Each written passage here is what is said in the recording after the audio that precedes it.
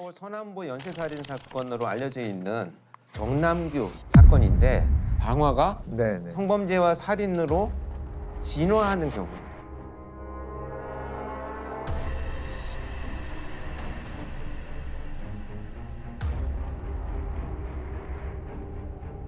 최근 서울 남서부 지역에서 여성들이 잇따라 피습되면서 주민들이 공포에 떨고 있습니다. 지난 9일에는 보라매 공원에서 20대 여대생이 흉기에 찔려 숨졌습니다.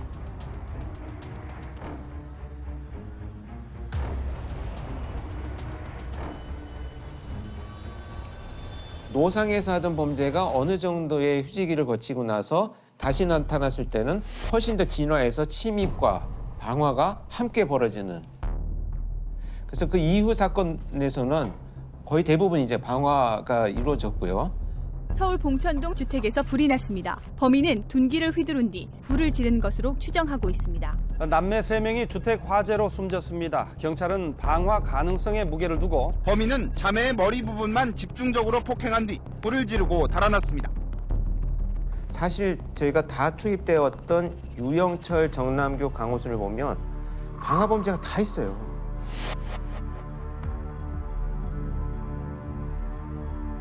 사실 유영철도 쓰레기 더미, 뭐 자동차 상당히 많은 곳에 불을 질렀다라고 하는데 강호순도 자신의 처와 작물을 불을 질러서 살해한 이런 사건이 이제 밝혀졌었죠. 어쨌든 연쇄살인범한테 공통적으로 나타나는 특징이다 이렇게 나타나고 있습니다.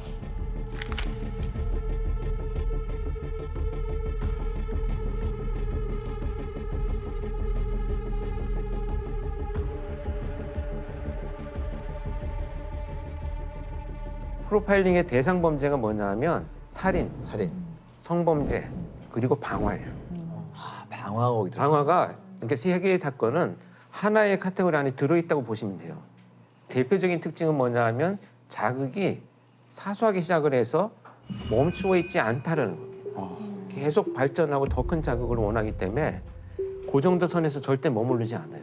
그러니까 방화 범죄도 처음에는 쓰레기 더미에 몰래 불을 지르고 막 사람들이 뛰쳐나오면 막 즐거워하던 이런 감정에서 이제는 사람들이 불타는 것도 보고 싶은데 더 큰 쾌감을 얻기 위해서 점차 규모가 커지고 잔혹해지는 경향성이 반드시 존재해요.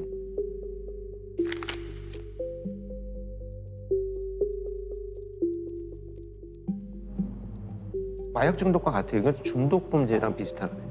작게 시작한 약물이 점차 내성이 생기면서 약물이 양이 늘어나고 횟수가 늘어나는 것처럼 똑같아요. 이 세 가지 범죄는. 정남규도 역시 마찬가지입니다. 길거리에서 따라가서 막 공격하고 찌르고 이런 범죄를 저지르다가 이거 갖고는 이제 안 되겠는데? 그래서 침입을 하기 시작을 해요. 왜냐하면 그래서 장악을 해서 성범죄를 저지르고 내가 살해하고 가면 되겠구나. 그게 점차 더 자극이 발전하다 보니까 이제 불을 질러서 온 일가족을 다 살해하겠다. 이걸로 이제 발전하기 시작을 하는 거죠. 그 정남규의 방화 현장 가보신 건가요? 네. 제가 정남규 연쇄살인 사건, 그 방화 사건 현장에 다 제가 나가봤는데 불을 도주로에다만 질러요. 큰 창문이나 출입문 이런 곳에 다 불을 질러서 결국은 일가족이 다 사망한 케이스가 빠져나가게. 심지어 제가 정말 충격적이었던 것은 빠져나오지 못하도록 젓가락을 구부려가지고 문고리에 이렇게 걸어놓고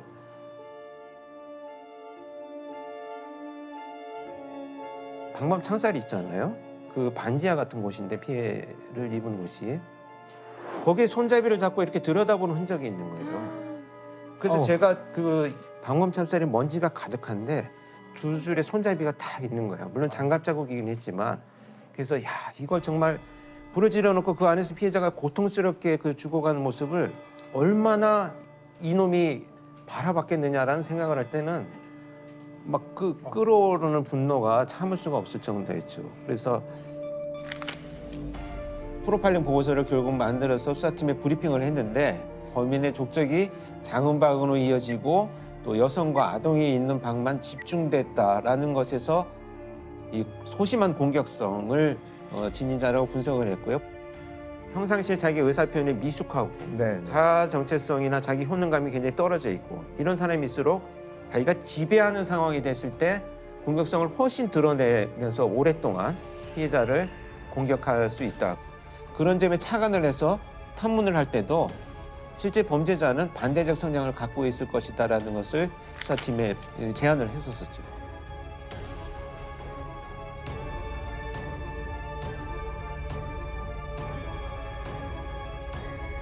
그 내용이 이제 결국은 체포되고 나서 정남규의 성향하고 상당 부분 일치를 하고 있었어요. 정남규는 다른 요원들하고 제가 같이 면담을 하느라고 이제 옆자리에 이렇게 앉았었는데 정말 그 살인 현장을 추억하면서 막 불이 활활 타는데 내 심장이 타는 것 같았어요. 막 이렇게 얘기를 해요, 진짜 실제. 그러니까 쾌감의 순간을 돌이켜 보듯이. 그래서 전형적인 장형분이 고조되는 유형의 네. 범죄자구나. 지금 이야기를 들어보니 이게 결국에는 굉장히 커질 수 있는 범죄 유형이라는 걸, 그러니까 우리가 주위에서라도 이렇게 그런 방어를 하는 사람들이 있을 수 있잖아요. 그러면 저희가 보면서 뭐 쓰레기통 태웠네, 이제 이럴 일이 아니라는 거라는 거 저는 그렇게 이해했거든요. 그러니까 그런 범죄를 주위에서라도 혹시라도 이제 우연히 보게 되거나 그러면은 무조건 신고해야 되고, 방화와 관련된 것들은 그냥 넘겨버릴 일이 아니라는 거를. 그러니까 그게 사실은 되게 조심해야 될 이게 무조건 커져간다는 성향이 뜻이잖아요. 있는 예. 거예요. 이런 범죄자들의 진화를 막을 방법이 있을까요? 그러니까 범죄자들은 사실은 진화되는 속도가 굉장히 빨라졌어요. 이들에 대한 연구가 반드시 저는 필요합니다. 맞습니다. 그래서 유형별 연구가 이루어져야만 이런 사람들이 나타나지 않기 위한 자료가 되니까. 노력들이 이루어질 수 있는데, 예방을 하기 위한 연구에 투자하는 어떤 사회적 자본들이 네. 의미 있게 받아들여져야 되지 않나 이렇게 봅니다.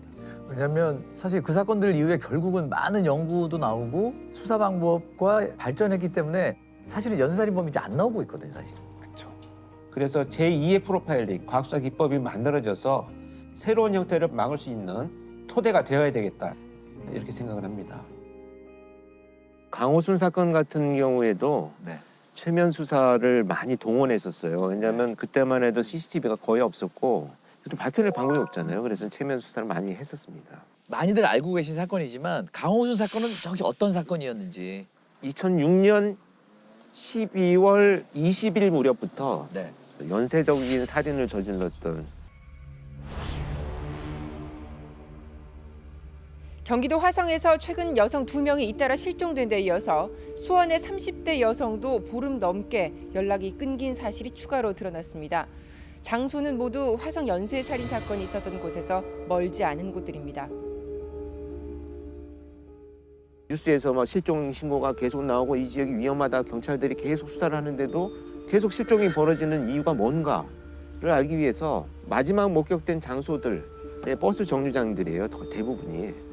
그래서 거기를 가서 이렇게 서 있어 봤더니 동네 분들이 지나가면서 아니 근데 추운데 여기 서 있지 말고 그냥 제 차 타세요, 저기 모셔다 드릴게요, 이런 문화가 있는 곳이더라고요. 그러니까 그것을 문화를 이용한, 상황을 이용한 범죄로 넘어간 거예요. 같은 길이면 태워드릴게요 그러면 아니요 괜찮아요 타지 않습니다 그러면 교묘하게 이 피해자를 자기한테 유인해요. 그럼 내가 나쁜 사람으로 보입니까? 뭐 이런 화려한 이런 그 수법을 이용해서 마지못해서 타게끔 만들어서 이제 그때 범행을 저지르는 것으로 진화된 이런 범죄입니다. 아, 그러니까 호의를 보여줬는데 그걸 거절하는 게 미안하게 만들어서. 네. 보통 사람들의 어떤 친절과 배려를 이용한 범죄죠. 그때만 해도 무작정 나가면 뭐 20-30분씩 추운 날 기다려야 되는 상황인데, 그러니까 사람들이 거의 없고 너무 추우니까 누가 누구 차를 탔는지도 관심도 없고. 네.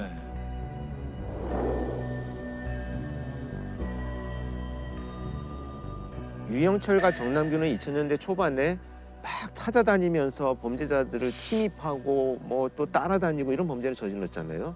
근데 자연스럽게 자기의 통제 안에 피해자를 들어오도록 만드는 것으로 상황을 이용한 범죄로 넘어간 것이 강호순이에요.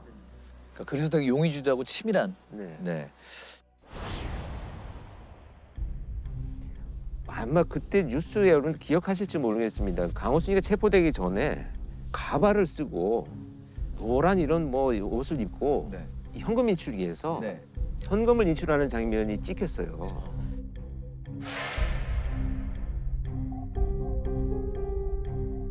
네 시간 후에 그 장소에 나타난 거예요. 네. 그래서 이제 수사의 방향이 대중교통으로 왔느냐, 뭐 걸어왔느냐, 네. 자기 차를 타고 왔느냐, 여기에 따라서 우선순위가 결정이 돼야 되는데 이 목격자 진술이 다 다른 거예요. 네. 그래서 어떤 사람은 뭐 자기 차 타고 가더라, 뭐 뛰어가더라, 뭐 택시 타고 왔다, 뭐 이런 다양한 진술이 나왔는데 그때 한 학생이 마침 그 인근을 지나가다가 강호순이하고 어깨를 부딪혔어요. 그래서 이 학생은 나름대로 어떤 충격과 이벤트도 있었고 그 상태에서 얼굴을 본 거죠.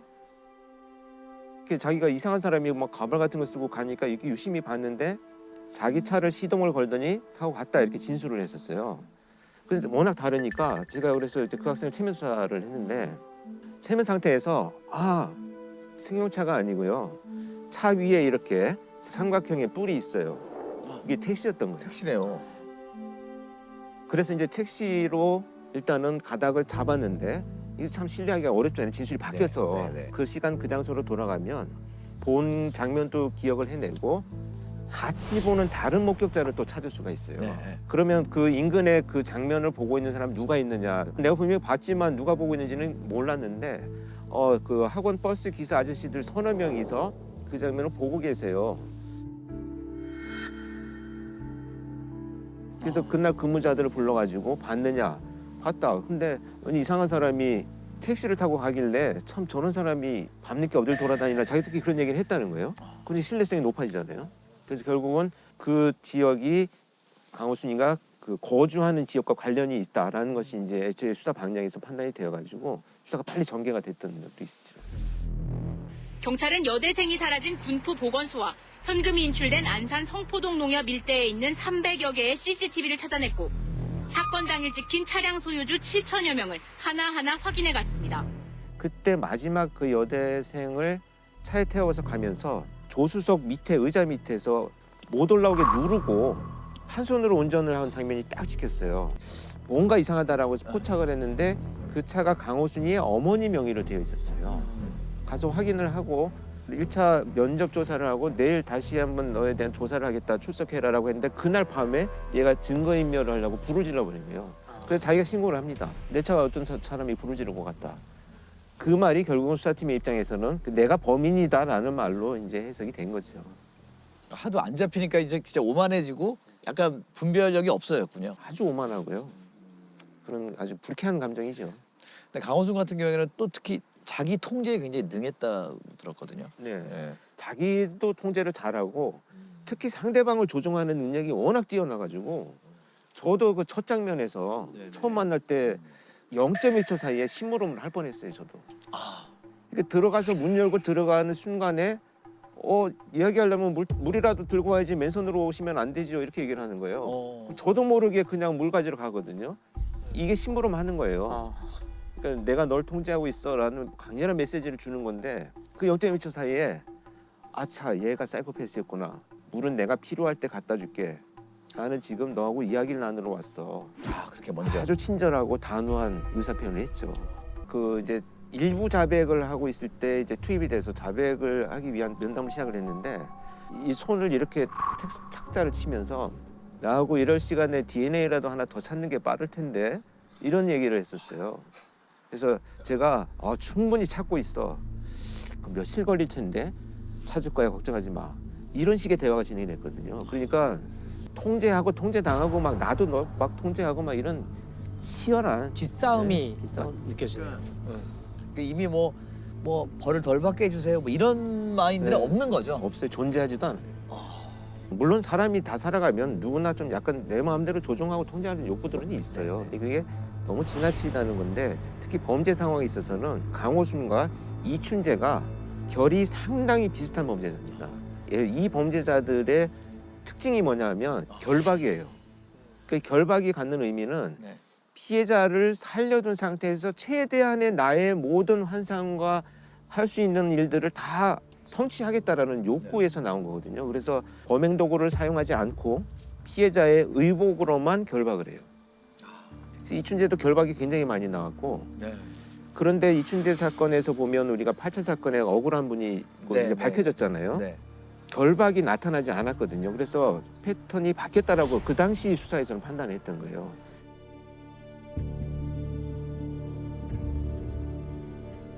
그런데 반드시 나타나지는 않습니다. 시그너처가. 그렇게 실패를 하게 되면 그 다음 사건에서 훨씬 더 많이 나와요. 그래서 이춘재 사건도 9차 사건에 보면 결박이 훨씬 더 많아졌어요. 그러니까 8차에서 실패한 자기의 시그너처를 다음 사건에서 더 드러내는 이런 경향성을 보이게 되죠. 유영철 정남규는 자기만의 성에 갇혀 있다라고 한다면 강호수는 오히려 뭐 좀 지배하려는 욕구가 훨씬 더 높았고 아주 오만하고요. 유영철을 제가 이제 연쇄살인범으로 처음 만나서 하루 동안 면담을 했는데 사실 더 잔혹한 얘기가 많거든요. 듣지 않아도 될 이야기, 피해자에 대한 너무나 고통스러운 감정, 이걸 듣는 것만으로도 내 삶이 앞으로 평범해질 수 있을까라고 하는 이런 어떤 약간의 충격이었습니다. 그렇죠. 그들은 참 그런 자들이죠. 자, 강호순 이후에 연쇄살인범이 나오지 않고 있어요. 그 이유를 뭘로? 저는 연쇄살인범들이 사라진 것이 아니고 그렇죠. 결국은 이제 우리 사회의 어떤 안전망이 구축이 되다 보니까 빨리 체포가 된다라고 보는데 소위 N번방이라고 하는 이제 성착취물에 관련된 사건이 발생했잖아요. 저는 이것이 강호순보다 훨씬 더 진화된 연쇄살인의 개념이라고 생각을 합니다. N번방 소위 그 조주빈의 피해 여성들은 약점을 잡혀갖고 성착취물을 만들었다라고 하는 비난까지 받았던, 그리고 스스로 극단적인 선택을 해서 죽게 만들고 범인은 손에 피를 묻히지 않습니다. 그 결과로 돈을 또 벌고 있어요. 그러니까 엄청난 발전된 연쇄살인의 개념이지 않나 이렇게 저는 생각을 합니다. 너무 중요한 말씀이신 것 같아요. 이건 새로운 형태의 연쇄살인이다. 근데 벌써 이미 다크웹이 나왔고 그다음에 그 가상화폐가 있잖아요. 그러니까 화폐도 추적받지 않고 다 할 수 있으니까 상당히 많이 범죄 인프라는 구축된 상태라고 볼 수 있어요. 그래서 지금 법안이 통과가 됐죠. 그 경찰이 사이버 성착취 범죄에 대해서는 위장 수사가 가능하도록 그 법정 증거 능력을 가질 수 있도록. 제가 그 법대에 들어간 게 25년 전인데 그때하고 지금은 분위기가 굉장히 다른 것 같아요. 그때는 피고인이 억울하게 처벌받지 않아야 된다. 국가 공권력이 막 함부로 사람을 하기 때문에 국가 공권력을 제한하고 그런 데 초점이 많이 맞춰졌어요. 법대 가면 배운 게 맨날 그런 거였어요. 지금은 분위기 완전 다른 것 같아요. 진짜 나쁜 그 엄벌을 해야 되고, 그 조두순 사건 이후로 이제 우리가 2010년에 유기징역 원칙 상한이 이제 15년에서 30년으로 늘어났고 가중하면 이제 25년에서 50년으로 더블로 늘어났거든요. 그러니까 사회가 좋아졌다는 증거겠죠, 오히려. 근데 강호순 사건이나 막 정말 묻지마 범죄나 이런 범죄들이 널리 알려지면서 분위기가 많이 전환이 되고 있는 것 같아요. 저는 계속 느끼는 건 어쨌든 극악무도한 사람들은 없어지진 않을 거라는 생각을 가지고 있어야 되는 것 같아요. 우리 사회에서 또 그런 사람들로부터 보호하는 그 방법을 이제 계속 모색해 나가야 되겠죠. 아마 들으시면 또 분노하실 그 바로 오원춘 사건입니다. 잔혹했던. 네. 수원에서 귀가하던 한 20대 여성이 중국 동포에게 납치돼 살해된 사건입니다. 갑자기 우 씨는 A 씨를 집으로 끌고 들어가 성폭행하려다 반항하는 A 씨를 살해하고 시신을 훼손했습니다. 범인은 40대 오원춘입니다. 그 오원춘 사건은 피해 여성이 퇴근을 하고 집에 가던 중이었었어요. 그래서 집에 거의 다다랐을 때 골목 입구에서 마침 나와 있던 오원춘이 피해자를 발견하고 갑작스럽게 공격을 해서 끌고 자기 집으로 들어갑니다. 그러니까 이제 피해 여성은 너무나 놀라고 충격적이어서 잠깐 오원춘이가 화장실에 간 사이에 이제 방에서 문을 잠그고 신고를 합니다. 그런데 이제 경찰의 대응이 너무 잘못됐던 거예요. 일단은 가장 초동 112 신고를 접수한 경찰관이 어떻게 대응하느냐인데, 납치가 돼서 성폭행을 당하고 있다, 지금 위기에 처해 있다라고 하는 얘기를 제대로 확인을 하지 않았던 거예요. 지금 어떤 위기 상황인지에 대해서 판단을 했어야 되는데 싸우는 소리나 누군가 위협하는 소리가 들리지도 않고 전화를 할 정도 되면 그게 위기 상황은 아닌 것 같은데 라고 하는 정말 안일한 대처가 결국 이런 결과를 낳았던 안타까운 사례입니다. 그래서 요거를 제가 일단은 몇 가지 나눠드리고 한번 보시면서 녹취록을 보면 112 경찰입니다. 말씀하세요. 112 경찰입니다. 말씀하세요. 네, 여기 목골놀이터 전에 집인데요. 저 지금 성폭행 당하고 있거든요. 이게 이제 대략 어느 정도의 위치인지는 정확하게는 모르지만 일단 진술을 하고 있는 상태입니다. 일단 이제 목골놀이터라고 또 다시 질문을 하고요. 목골놀이터요? 목골놀이터 전에 집인데 어느 집인지 모르겠어요. 지동이요? 네, 경초등학교 좀 지나서 목골놀이터 가는 길쯤으로요. 앞에서 분명히 얘기했던 내용이거든요. 이걸 계속 지금 확인을 하고 이건 답답한 상황이고요. 예. 이런 것은 왜 물어봤는지 저도 이해가 안 가요. 자세한 위치 모르겠어요? 초등학교에서 목골놀이터 가기 전에요. 초등학교에서? 목골놀이터 가기 전이요. 그러니까 본인이 지금 이 피해자는 최선을 다해서 지금 설명하고 있는 거죠. 근데 문제는 이제 위치 조회 한 번만 해볼게요라고 했는데 위치 조회를 할 수 있는 역량을 동원을 했어야 되는데 계속 이제 그 질문만 하고 있어요. 그다음 접수자가 누가 그러는 거예요. 이건 더 답답한 상황이죠. 네. 근데 여기 피해자가 아저씨 빨리요 빨리 이러대. 누가 어떻게 알아요? 그 모르는 아저씨라 그러니까 문은 어떻게 하고 들어갔어요? 이런 대화가 오고. 이거 사실 중복 질문 계속 하고 있는 거잖아요. 네. 목골놀이터 가기 전 초등학교 누가 그러는 거예요를 반복하고 있는 답답한 상황입니다. 그러다가 피해자의 목소리가 들립니다. 잘못했어요, 아저씨 잘못했어요.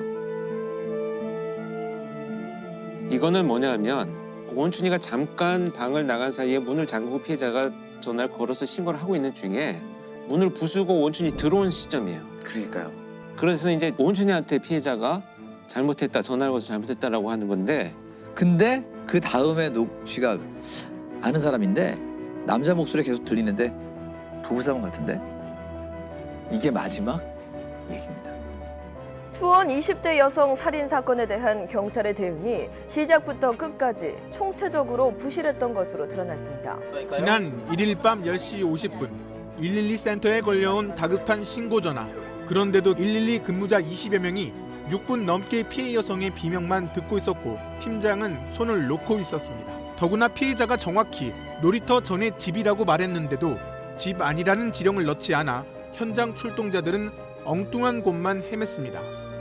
여기서 가장 큰 잘못은 구조 요청이고 위기 상황이라고 하면 어떤 상황인지를 자기가 자기적으로 임의적으로 판단하면 안 됩니다. 물론 자기들이 나중에 변명을 할 때는 집집마다 그렇다고 이 시간에 다 들어가 볼 수는 없지 않느냐라고는 하지만 사실 위기 상황이라고 판단이 되면은 지역 주민들이 뭐 경찰한테 항의하고 욕을 한다고 하더라도 해야죠. 이게 문제는 아니라고 저는 보거든요. 그렇죠. 그런데 이 당시에 지금 확인을 나중에 해봤더니 그 경찰관으로 임명된 지 얼마 안 된 초임 순경이 112 신고를 받았다는 것이 이제 밝혀졌죠. 진짜 공포에 떠는 사람의 목소리를 저희는 실제로 들어본 적이 없잖아요. 네. 예, 사실은 이런 감지 능력이 경험이나 여러 가지로 좀 있어야 되는 분들이 받아야 되는 것 같긴 해요. 네, 당연히 이제 그 112 상황실에 이제 사실 발령이 되려면 충분히 교육도 되고 경험이 있는 사람으로 당연히 했었어야 된다. 이것도 조직적인 문제죠. 개인의 문제라기보다는.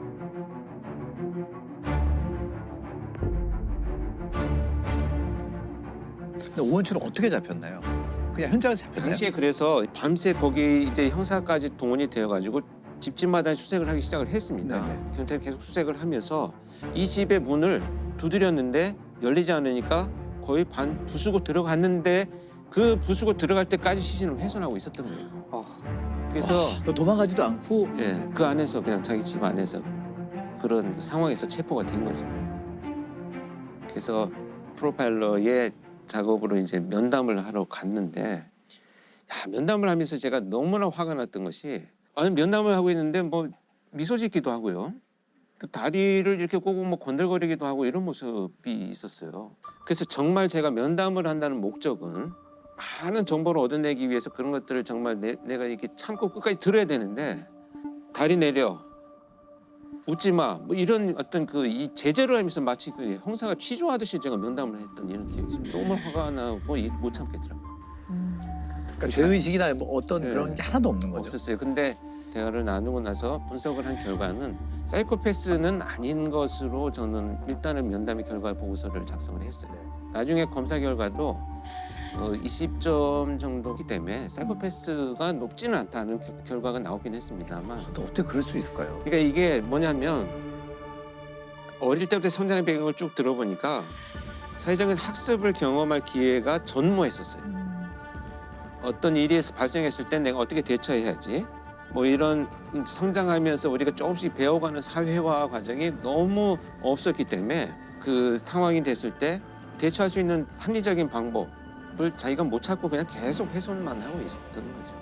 뭐 윤리 의식이라든지 기본적인 그렇죠. 바탕이 되는 사회화되는 과정들이 지식이나 이런 게 하나도 없다라는 전혀 거죠. 없어요. 오원춘에 대해 대법원이 사형이 아닌 무기징역을 확정했습니다. 무기징역을 확정함에 따라 또다시 사법부의 법 적용이 너무 느슨한 것 아니냐는 논란이 불거질 것으로 보입니다.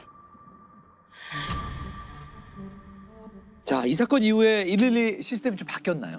경찰의 위치 추적에 관한 법률이 그동안 계속 요구가 됐었는데 통과가 안 되다가 오원춘 사건을 계기로 통과가 되어버렸어요.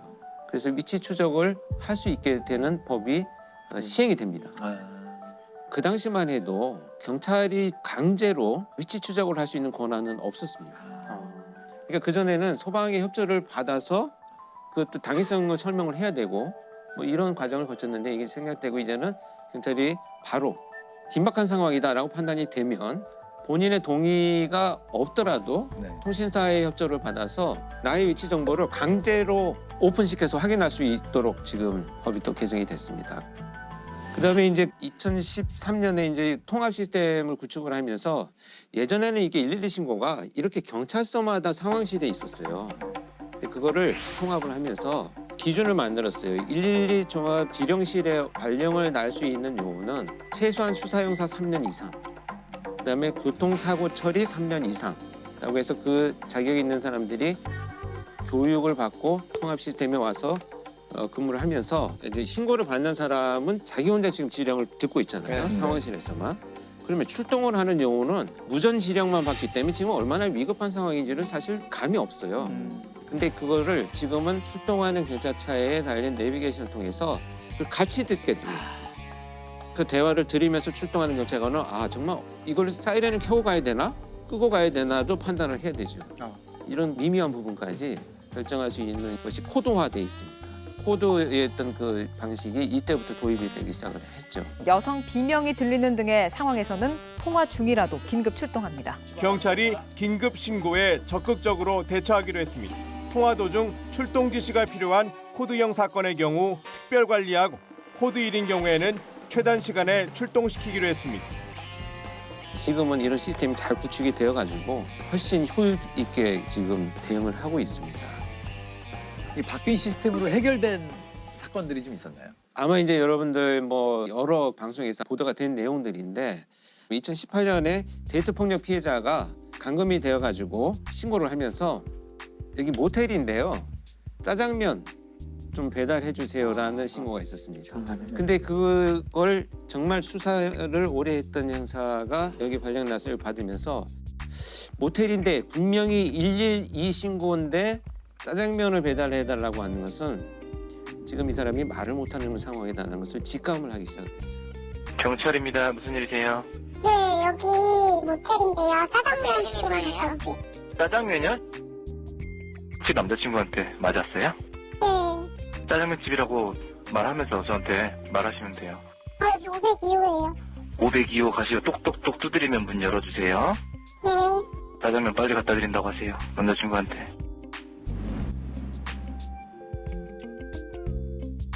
차분히 정말 중국집인 것처럼 대화를 나누면서 그 위치를 확인을 해가지고 현장에 출동을 해서 체포가 된 사건이 있었죠. 이 전에 그런 교육이나 이런 사건들이 없었으면은 이거 그냥 장난 전화로 112에 전화해서 짜장면 갖다 달라는 게 장난 전화라고 우리 생각할 수 있잖아. 신고 접수를 받는 분들이 좀 더 섬세해지고. 그래서 이제 이런 것들이 방송에 나가고 나니까 가정폭력이나 신고를 하기 어려운 분들이 다양하게 좀 위기 상황을 대처하는 것으로 발전을 해 나갑니다. 아까 되게 저희들이 몰랐던 사실 그 문자로 신고할 수 있다는 건 정말 왜냐면 소리를 못 내고 납치당한다거나 하는 분들은 내비게이션 앱이나 이런 거 보면은 우리 좌표를 이렇게 정확히 찍을 수가 있어요. 그렇죠. 예. 그거를 캡처해서 보내면 되잖아요. 메시지로. 네. 그러면 소리 그렇죠. 하나도 없이 신고할 수 있거든요. 그래서 우리 방송이 저는 굉장히 중요하다고 보는 게 저의 아내나 가족들 아이들도 아빠 문자 신고가 돼? 이거를 모르고 있어요. 위기 상황이 된다면 꼭 반드시 말을 해야 되는 건 아니다. 그조차도 안 되는 상황이 있다면 112에 신고를 해놓고요. 그냥 놓아두면 됩니다. 그렇죠. 그러면 위치 추적을 해가지고 경찰이 지금 말도 못하는 상황이구나라는 것을 반드시 확인을 하러 출동을 하니까 일단은 신고를 하는 것이 본인을 보호하는 그냥 첫걸음이 되지 않나. 오늘 제가 소개해드릴 사건 중에 하나는 프로파일링을 시작한 초창기인데 2001년도에 발생한 사건인데요. 저한테 이제 요청이 왔었어요. 분석을 좀 해달라고. 그래서 이 범인이 체포된 이후에 직접 가서 그 범죄자와 면담을 장시간 했던 사건입니다. 사건 내용을 이제 소개를 들어보면 이 아이의 부모는 24시간 운영하는 식당을 갖고 계셨어요. 그래서 열심히 일을 하시면서 그 아이가 둘이 있었는데 이제 14살 된 큰아들과 11살 된 둘째 아들이 집에서 생활을 하고 있었습니다. 그런데 이날 아버지가 집에 돌아와서 보니까 아이들이 집에 있어야 되는데 소리가 없어요. 네. 그래서 작은 방에 문을 열어봤더니 이 11살 된 둘째 아이가 그냥 누워있는 상태에서 뒷머리를 강력한 둔기로 공격을 받아가지고 피가 그대로 고여있는 상태로 쓰러져 있는 거예요.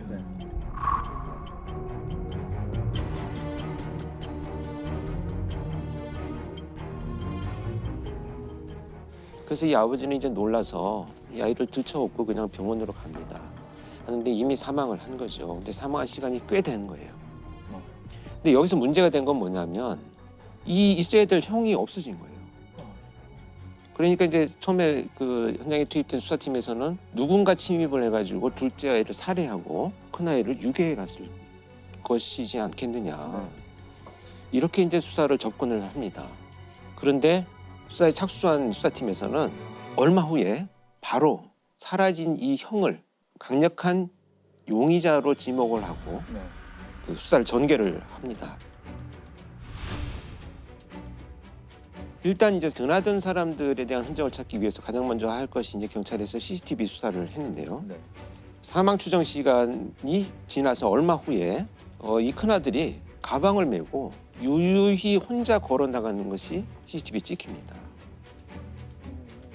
그래서 이 아이의 그 일기장이나 이런 흔적들을 이제 봅니다. 도대체 왜 이런 일이 벌어졌는가. 그랬더니 이 아이가 좀비라는 이름으로 미니 홈피를 운영을 하고 있었어요. 거기에 보니까 군대 갔다 와서 살인을 마음껏 즐기는 것이 나의 꿈이다. 그래서 나는 그것을 실현하기 위해서 손도끼를 구입을 해왔다. 손도끼를 구입해서 침대 밑에 놓아두었는데 너무 기분이 좋다. 이런 글들을 이제 발견을 합니다.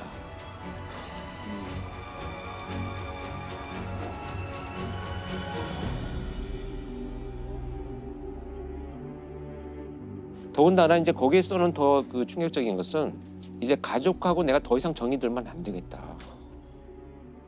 그게 그냥 아이들이 생각하는 중이병 차원을 넘어선 거 아닙니까? 완전히 넘어선 거죠. 이 정도는 사실 표고씨 잘 알겠지만 이 정도의 사회적 분노라는 것은 보통 30대를 전후해야 그동안 쌓인 분노가 표출되는 정도인데 14살 단 아이가 이런 걸 쏘나도 게 믿어지지가 않는 거죠.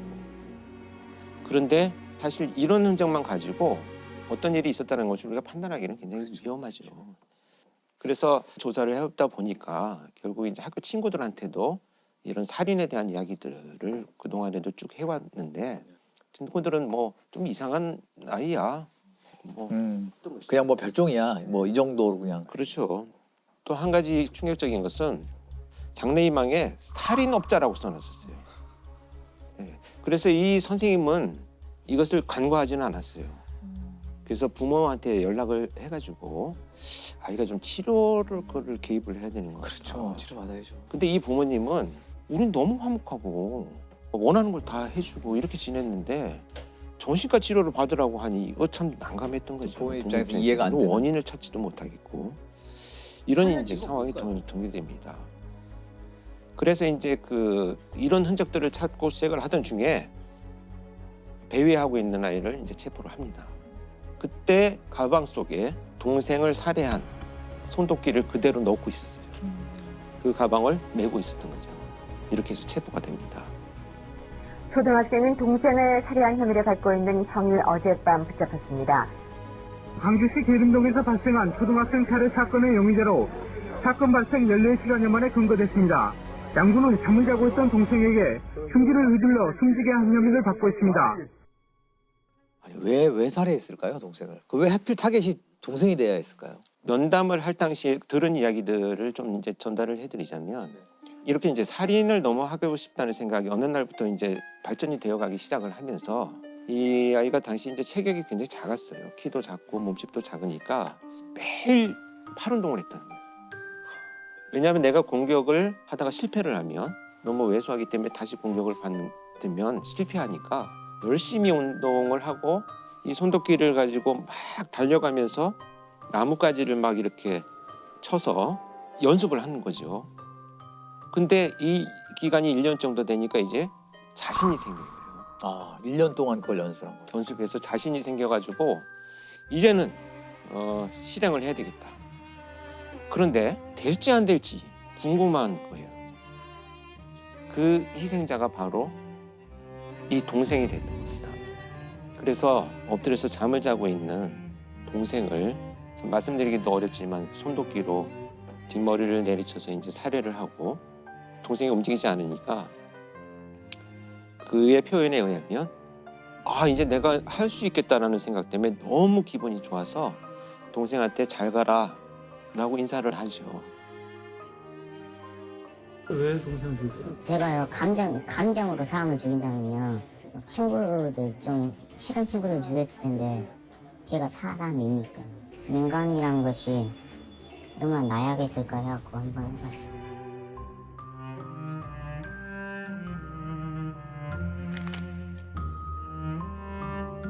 그래서 이 아이는 나와서 그렇다면 어떤 일들을 했느냐를 이제 경찰에서 추적을 하면서 면담을 이어갔더니 누군가 이제 오토바이를 탑니다. 좀 태워달라고 해서. 그래서 태워서 가던 사람이 이제 내려가지고 잠깐 소변을 보는 사이에 실행을 하려고 꺼냈는데 갑자기 사람이 나타나서 이제 중단을 하고요. 또 내려서 이제 그 대상자를 찾기 위해서 돌아다니다가 밤늦게 이제 답변하게 소변을 보고 있는 술이 취해서 있는 사람을 보고 실행을 하기 위해서 들었는데 마침 유리 거울 같은 게 있어가지고 자기 모습이 비쳐서 보이니까 놀라서 또 중단을 하죠. 저는 살인이고 죽음이고 그런 게 좋았거든요. 재밌다 그런 거. 기분이 좋다는 느낌이 들고 흥미가 있었어요. 저는 정말 지금까지 그 1000명이 넘는 범죄자를 만났지만 어떤 일을 하고 싶냐 나오면 라고 했더니 이런 말을 하는 아이는 처음 봤어요. 한 명씩 죽이는 것이 재미가 없을 것 같고 건물이 폭발하거나 이렇게 여러 사람이 죽는 모습을 너무 보고 싶어요. 이건 마치 이제 나의 장래 희망을 얘기하듯이. 이거는 자연스럽게 이렇게 됐을 것 같지는 않고 뭔가 컨텐츠를 보거나 좀 그런 거에 영향받은 것 같다는 느낌이 강하게 들거든요. 영향을 많이 받았고요. 특히 이제 그때 표 교수도 언론에 한번 인터뷰를 이 사건 가지고 했었어요. 그랬죠. 예. 그 당시에는 언론에서는 그 답을 찾으려고 게임에 몰입하게 됩니다. 게임이 이렇게 했다. 게임에서 하는 것들을 현실에서 그대로 적용하려고 했다라고 섣불리 진단을 하면서 맞아요. 게임 중독의 원인이라고 얘기를 했는데 사실상 전혀 학술적이거나 의학적인 근거는 없는 거예요. 그렇죠. 어느 한 가지에서 답을 찾으려는 그 자체가 사실은 맞아요. 섣부르고 위험한 겁니다. 그런데 이제 그 와중에라도 이렇게 이 아이가 처한 환경적인 요인이 뭐가 있었느냐를 자꾸 들여다보고자 하는 노력을 하는 거고요. 그렇죠. 제가 볼 때는 그러니까 이 부모가 뭐 잘했다 잘못했다는 게 아니고 경제 생활을 하다 보니까 이제 아이를 돌볼 시간이 없었던 거죠. 교대로 집에 와서 잠을 주무시고 또 일을 하러 가고 케어할 수 있는 기회가 없어졌고 결국은 그것이 이제 방임의 결과로 나타난 거죠. 그래서 저는 안타까웠던 것 중에 하나는 아버지나 어머니가 들어올 시간이 있대요. 저녁에 뭐 한 10시, 11시쯤 되면 두 분이 교대를 하면서 들어오시는데 막 온몸에 막 휴지를 감고 미이라처럼 앉아있기도 하고 그러면 이 아버지나 어머니가 와가지고 아이고 우리 아이가 의사가 되려고 그러나 이렇게 그냥 말 한마디를 하면 또 주무시고 일을 하러 나가야 되는 거예요. 그러니까 무관심이네요. 근데 결국은 이제 무관심이라는 결과로 나타난 거죠. 근데 사실은 이 아이의 이런 행동들 여러 에피소드가 있지만 대표적인 이런 행동들은 아이가 부모 옆에 가고 싶은 생존이에요. 그러니까 나를 좀 봐줘요. 그 엄마 아빠 눈에 띄고자 하는 건데. 예, 생존의 어떤 시그널 관심을 갖고자 하는 거죠. 근데 부모도 결국에 열심히 일해서 돈 많이 벌어서 자식을 잘 키우고 그럼요. 싶은 마음으로 그랬을 텐데요. 그러니까 네. 이제 이렇게 이제 고의적인 방임은 아니잖아요, 사실은. 그래서 저는 국가가 좀 더 그런 고립된 환경에 있는 아이들을 어떻게 할 것인가에 대한 고민들은 할 필요가 있다고 봅니다. 그렇죠. 한 아이를 키울 때 뭐 모든 마을이 필요하다, 온 마을이 필요하다는 말은 맨날 하지만 실제는 그렇게 하지 않고 있잖아요. 누군가 단 한 사람이라도 언제나 이 사람은 나를 생각하고 있어라는 누군가 한 사람과의 애착이 끝만 있어도 그런 범죄는 안 생긴다는 거죠. 그런데 지금 이 사례 같은 경우는 없어요. 부모님은 마음은 있으시지만 그런 애착을 형성할 수 있는 정신적인, 체력적인 여력이 전혀 없는 거예요. 학교도 오직 진학과 성공에만 초점을 맞추지 이 아이 한 명이 그러한 제대로 된 인격체로서 주변 사람과 소통하면서 사회화가 잘 되고 있느냐? 이거 우리 교육 체계가 제대로 담아내지 못하고 있거든요. 그런 것들을 우리 한번 이 사건을 통해 생각해봐야 하지 않을까 싶어요. 맞아요.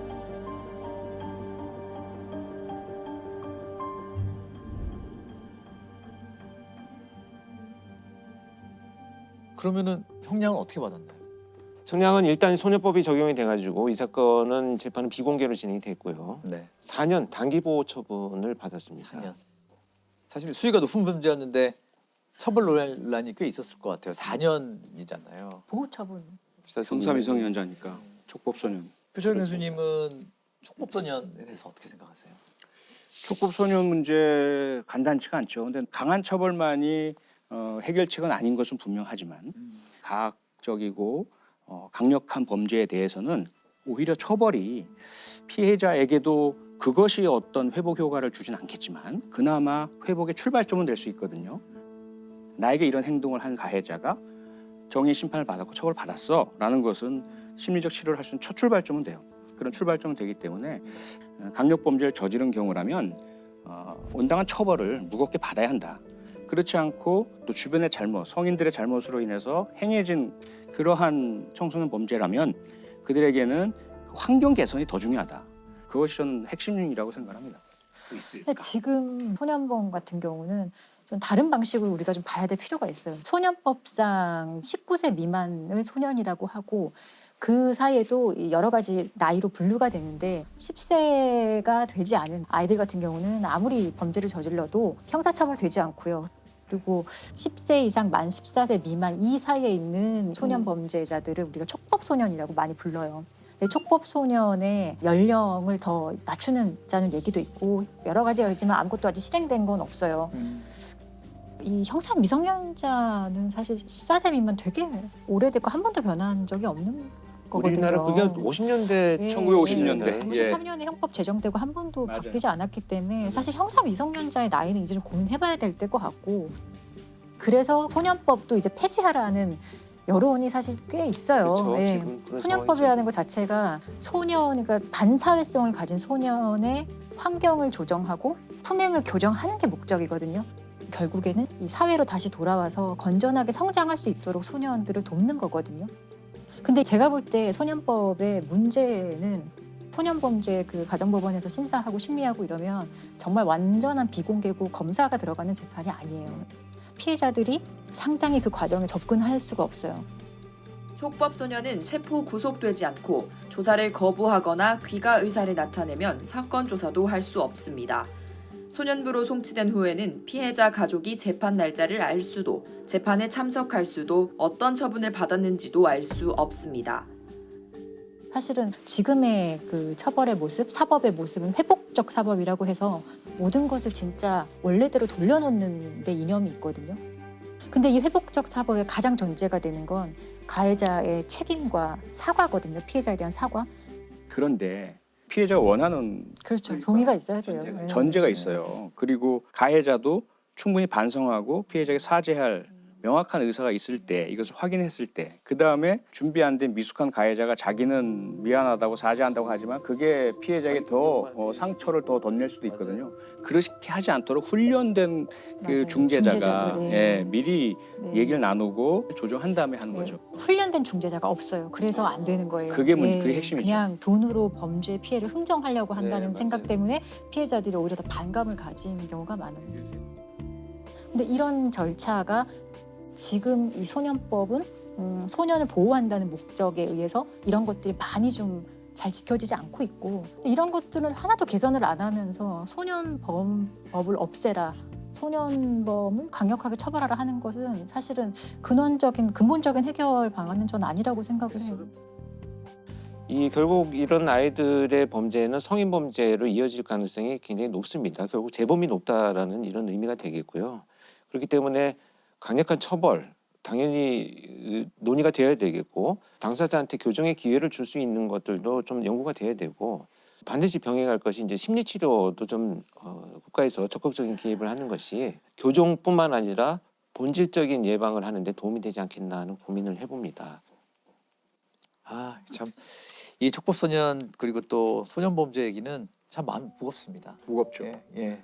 그래서 제가 좀 마지막으로 드리고 싶은 말씀은, 제가 이 사건을 굳이 오래됐지만 꺼낸 이유 중에 하나가 이런 케이스들을 통해서 우리가 무엇을 좀 놓쳤는가를 한두 가지라도 좀 찾아보자라는 간절한 심정이 있었어요. 왜냐하면 이때 내가 면담을 하면서 어른으로서 어떻게 무엇부터 접근해야 될지 너무 막막함을 느꼈기 때문에, 벌써 20년이라는 세월이 지났는데 유사한 범죄들이 더 잔혹해졌다면 참 무엇을 했는가라는 좀 어떤 그 죄책감도 들고,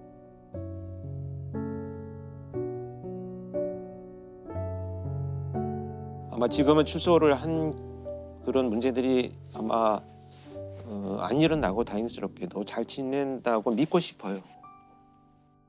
프로파일링을 한 초창기의 사건이었는데 2000년 10월 25일부터 그해 12월 19일까지 발생한 사건인데, 사망한 사람이 3명이고요. 한 명이 미수예증 사건입니다. 이제 첫 번째 사건은 학교에 갔다 오던 초등학교 3학년 학생을 이 김혜선이라는 자가 납치를 합니다. 그래서 강간 살해하고 나서 이 시신을 유기하고 갔는데요. 온 마을 사람이 찾다 보니까 이 아이가 어디에서 발견됐냐 하면 야산 중턱에 있는 굉장히 큰 묘가 있습니다. 거기 그 묘 위에 아이가 팔을 정말 십자가처럼 이렇게 벌리고 전시를 하듯이 이렇게 눕혀져 있었어요. 좀 이해할 수 없는 행동이죠. 왜냐하면 범죄자의 심리라고 하는 것이 기본적으로 시신을 어떻게든 은폐하고 그 발견이 지연되도록 만들고 가는 것이 기본적인 범죄자들의 범행 이후의 행동인데, 팔도 이렇게 벌려놓고 전시를 해놓은 것처럼 나타났습니다. 그래서 그때 당시에 이제 굉장히 논란이 많았었죠. 이 행동에 대해서 열심히 수사만 전개되고 있던 와중에 두 번째 사건이 발생을 합니다. 그 19살 된 여학생이 귀가하던 중에 이 김혜선을 또 마주칩니다. 그런데 그 피해 상황을 모면해서 이제 도주를 하죠. 그리고 경찰에 신고를 합니다. 그래서 이때 몽타주가 만들어집니다. 그리고 첫 번째 사건에서는 족적 한 2개를 발견을 합니다. 그런데 이 족적과 몽타주를 가지고 계속 수사를 이어가고 있는 와중에 안타깝게도 이제 세 번째 사건이 발생을 합니다.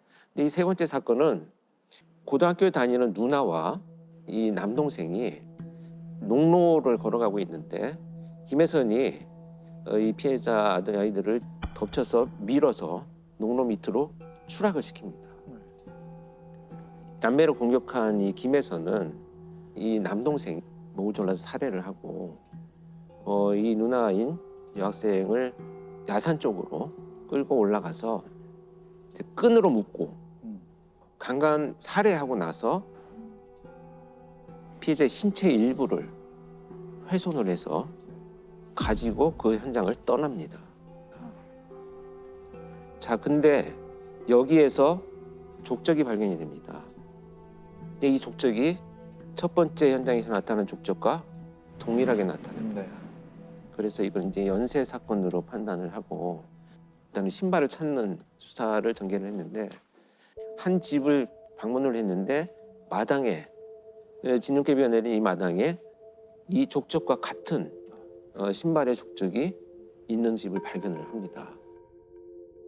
그래서 투입이 된 수사관들이 현장에서 피해자의 신체 일부와 현장에 있었던 끈, 또 칼 이런 도구들을 발견을 하고 체포를 하게 된 이런 사건입니다. 전북 고창에서 발생한 엽기적인 연쇄 살인 사건은 어제 검거된 이웃마을 30대 남자가 저지른 것으로 밝혀졌습니다. 강간 전과자로 일정한 직업이 없이 흉기와 노끈을 소지한 채 조용했던 농촌 마을에 씻을 수 없는 충격을 안겨줬습니다. 약간 범인은 사이코패스라고 봐야 될까요? 저는 지금 아마 검사를 했다면 상당히 높은 점수를 가진 사이코패스의 성향을 갖고 있다고 봅니다. 제가 현장에 투입이 됐었던 사건이고 면담을 실제 들어갔을 때도 이 김혜선이 저한테 이제 굉장히 얼굴에 미소를 띠면서 자신 있고 즐거운 표정으로 했던 얘기는 뭐냐면 그 시기에 자기가 동물을 학대한 내용들을 설명하는 과정이었습니다. 갈등이나 이제 어떤 그 스트레스 요인이 됐을 때 있는 동물들한테는 다 잔혹행위를 저질렀는데 사실 성장을 해가지고 사람한테도 같은 방식으로 공격 행위를 하면서 자존감이 회복되는 그런 느낌들인 거죠. 전형적인 사이코패스의 모습을 진짜 드러내는 이런 자였죠. 아, 그러면은 무덤에 눕혀가지고 이렇게 전시하듯이 했던 그 이유가 뭘까요? 이제 그것이 이제 가장 의문스러웠죠. 출장을 가서 이제 면담을 하기 시작을 했어요. 근데 왜 그랬느냐라는 질문에 화가 나서 그랬다는 거예요. 화가 나서. 그런데 화가 났다는 표현조차도 지금 이 행동을 도무지 해석할 수 있는 연결고리를 찾을 수는 없었습니다. 그래서 저는 이제 면담을 이어가면서 끝없이 뭔가 이 사람의 어떤 삶의 궤적을 들여다보면 아마도 이 행동의 어떤 원인을 찾을 수 있지 않겠는가. 이제 끝없이 여러 질문들을 했어요. 저도 질문을 계속 이어가던 중에 자 이제 어린 시절의 이야기를 하기 시작을 했습니다. 그래서 아주 어린 시절부터 이유 없이 이제 자기는 가정폭력을 심하게 받았다는 거예요. 아버지한테 밥상을 뒤집어 엎고 두들기고 맞고 이런 일들이 있었다고 합니다. 자, 이제 문제는 뭐냐면 그런 학대를 받고 나서 늘 옷을 벗긴 채로 쫓겨났던 거예요. 그래서 그 바깥에서 이렇게 오들오들 떨고 있는 장면들이 늘 그 마을에 있던 친구들한테 노출이 된 거죠. 근데 이 시골 마을이라고 하는 것이 중학교도 같이 가고 고등학교도 같이 가고 이렇게 평생을 이렇게 벗는 것에 대한 노출이 굉장히 이 사람은 처벌이었던 거죠. 그래서 지금도 나는 반팔 반바지 안 입어요. 긴팔 입고. 네. 그 말을 듣는 순간 아 이것은 지금 이 굉장한 연결고리가 있는 것이구나 이제 알게 된 거죠. 그래서 이 첫 번째 피해 아동이 납치를 해서 성폭행을 하려고 데리고 갔는데 성폭행을 하는 과정에 이 아이가 사망을 해버렸다는 거예요. 네. 의식을 잃고 자기는 자기의 목적을 이루지는 못했는데 아이가 사망했다는 것이 화가 났다는 거죠. 그래서 자신이 극도로 혐오스러워하는 이런 노출을 통해서 피해자를 거기다 전시해놓고 마치 형벌을 준 것처럼 이렇게 생각을 했습니다. 자기가 갖고 있는 트라우마를 결국은 범죄 행동에서 그렇게 표출되는 특이한 유형의 범죄죠. 트라우마에 대해서 좀 과학적인 연구도 많이 되고 있다고요. 제가 듣기로는 원래 트라우마라 그러면은 이게 굉장히 이제 심리적인 이제 문제라고 보통 다들 알고 계신데 이 트라우마에 어떤 생물학적 근거가 있다, 생리학적 근거가 있다는 연구들이 이제 속속 밝혀지고 있대요. 그래서 그 사람의 뇌에서 크게 이제 편도체와 해마라는 부분이 이제 기억과 관련해서 중요한 역할을 하는데 뱀을 봤을 때 깜짝, 화들짝 놀라잖아요. 그러니까 이런 역할을 편도체에서 하게 되는 거고 우리가 일단 뱀을 봤지만 뱀이지만 저건 작은 뱀이니까 괜찮아라고 차분하게 이성적으로 판단하는 게 이제 해마가 하는 역할이죠. 보통 우리가 이제 경험을 해서 기억으로 바꿀 때 이 두 가지가 다 협업을 잘 해야 돼요. 자, 그런데 이제 그 트라우마가 남는 상황일 때에 이제 연구를 해보면은 이 해마가 제대로 역할을 못하고 편도체가 아주 과잉으로 이제 이것이 흥분돼 있는 이런 것들이 많이 발견됐대요. 그러니까 이게 무슨 뜻이냐면은 어떤 기억들은 이것이 제대로 이성적으로 판단해서 그것에 대한 가치가 평가돼서 남는 것이 아니라 그냥 공포나 불안 이런 것들하고만 결합된 상태로 남는 거죠. 그래서 이제 이런 사실이 이제 알려지게 되니까 그 트라우마에 어떤 생물학적 이유가 있다는 뜻은 거꾸로 이걸 생물학적으로 생리학적으로 해결할 방법을 찾을 수 있을지도 모른다는 거예요. 그래서 따라서 이 뇌에 이 아까 얘기한 편도체나 이 해마에 어떤 물리적인 자극을 주어서 트라우마를 약간 완화시키는 그런 실험들도 실제로 이루어지고 있더라고요. 그러니까 앞으로 이제 트라우마를 저희가 뭐 약으로 극복할 수 있거나 그런 단서를 줄 수도 있는 거죠. 범죄 피해자들의 트라우마에 대해서도 좀 중요하게 다뤄봐야 될 문제인 것 같아요. 그렇습니다. 결국은 가해자들에 대해서 뭐 서사를 만들기 위해서 트라우마를 연구하는 건 아니니까요. 그들의 행동을 이해하기 위해서 우리가 연구를 했다면 사실 피해자, 그다음에 그 남은 가족들까지도 이 트라우마가 심합니다. 아까 그 김혜선 사건에서 중간에 몽타주를 만들었던 그 도주한 그 피해 여성은 그 사건이 2000년도 사건이잖아요. 지금도 바깥에를 거의 못 나오신다고 합니다. 그 두려움이 아직도 커서. 그다음에 이제 어떤 그 성폭행 피해자는 그 범인한테 났던 뭐 비누 냄새나 향수 냄새 이런 것들이 이제 인상 깊게 남아 있다가 유사한 냄새를 맡게 되면 온몸이 얼어붙어서 이제 움직이지 못하는, 또 방화 같은 것으로 인해서 이제 그 자식을 잃은 부모가 있었는데 그분들은 끝없이 휴대폰이나 인터넷 그 컴퓨터에 불이 나서 사망하는 사람이 어떤 고통을 느끼는지를 끝없이 검색을 하세요. 그러니까 내 힘든데도. 자식이 얼마나 힘들게 죽었는지를 자꾸 자기가 경험하려고 하는 고통, 죄책감, 자식을 지켜주지 못했다고 하는 자기 어떤 죄책감 이런 것들이 막 연결이 되어가지고 결국은 같은 방식으로 고통적인 선택을 하는 경우들도 많이 있긴 합니다. 해마다 발생하는 수만 건의 범죄 뒤에는 상처를 입고 힘들어하는 피해자들이 존재합니다. 연쇄살인범 유영철에게 희생된 피해자의 친동생이 스스로 목숨을 끊었습니다. 안양 초등생 유괴 살해 사건의 피해자 이양의 아버지 이천 씨가 7년간 술로 괴로움을 달래다 딸의 곁으로 갔습니다.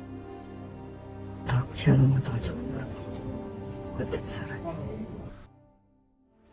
자식을 본 죄인인데 무엇을 말하지? 어떻게 하는 게 아니고 내가 지금 그 얼굴을 보려는지 지금 우리 딸이 땅속에 묻고 살면. 사실 범죄 피해라고 하는 것이 국가에서도 책임이 있다고 봅니다. 안전을 책임져야 되는 국가가 사실 소홀히 한 책임들도 있죠. 물론 가해자의 비난이 당연히 크겠지만 범죄 피해자에 대해서 국가가 구조해야 될 의무는 헌법상 의무예요. 헌법 30조에 보면 범죄 피해자에 대해서는 법률이 정하는 바에 의하여 국가로부터 구조받을 수 있다 이렇게 규정이 되어 있어요. 그래서 이 헌법상의 의무에 따라서 만들어진 법률이 범죄 피해자 보호법이라고 있어요.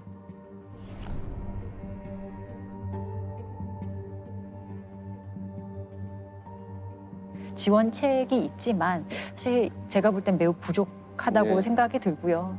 근데 실제로 이게 참 범죄 피해자들이 막 적극적으로 알아보고 신청하고 이래야 되는 사전 절차가 좀 있어요. 그래서 놓치고 지나가는 경우도 있고요. 그리고 어떤 범죄 피해자 구조금이 나온다 그래도 죄책감을 가지고 그 구조금을 제대로 사용 못하는 분들도 계시고.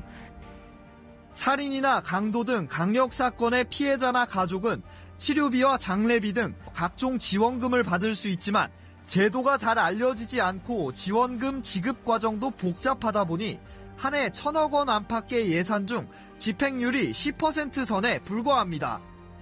또 어떤 심리치료나 이런 것들 지원 많이 해주거든요, 실제로. 근데도 오히려 치료를 받으러 가는 그 행위가 그 범죄 피해를 더 상기시켜서 못 가겠다고 하시는 분도 생각보다 정말 많거든요. 그래서 이런 분들을 어떻게 피해 회복할 수 있는 제도적인 시스템으로 이렇게 포섭할 수 있을지 거기에 대한 연구를 사실 더 많이 해야 돼요.